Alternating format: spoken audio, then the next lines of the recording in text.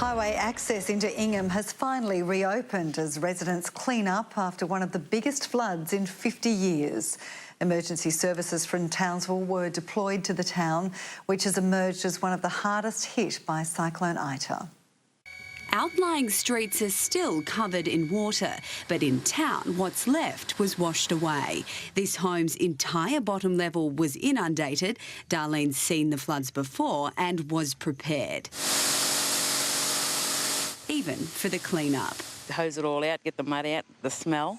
That stench still haunts the Ruggiero family, even after living through 14 floods in Ingham. Oh, you come here, you lift everything upstairs and that and just set it out. But for Mum Ines, she hopes Ita is the last. No more. Their neighbour Aaron Bisson was forced to clean out his belongings, but he's not too worried about the loss. No, it's all rubbish anyway, so it's just a good reason to clean out under the house. Council workers also kicked into action. Streets were cleared by morning as debris was lifted from the roads.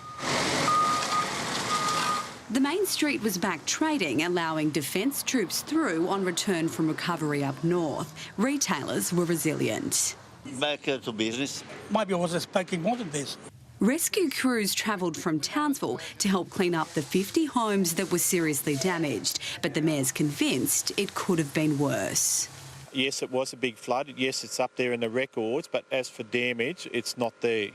It's the fifth time the area's flooded since 2009. The Herbert reached its highest level since the 60s. The neighbouring town of Halifax remains isolated after its peak of 5.6 metres. It's believed 6 homes and 2 businesses are inundated, but emergency services still have limited access to assess the damage. The total bill is yet to be tallied. It's early days and we're not going to put a figure at this stage. Brittany Klein, 7 News. Still on the cyclone, and cane growers were among the hardest hit, with predictions the storm damaged more than 90% of the region's sugar crop.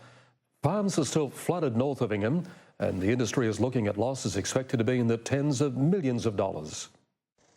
The Herbert flooded this family farm, the rivers receding slowly. It's a case of seeing what survives after that.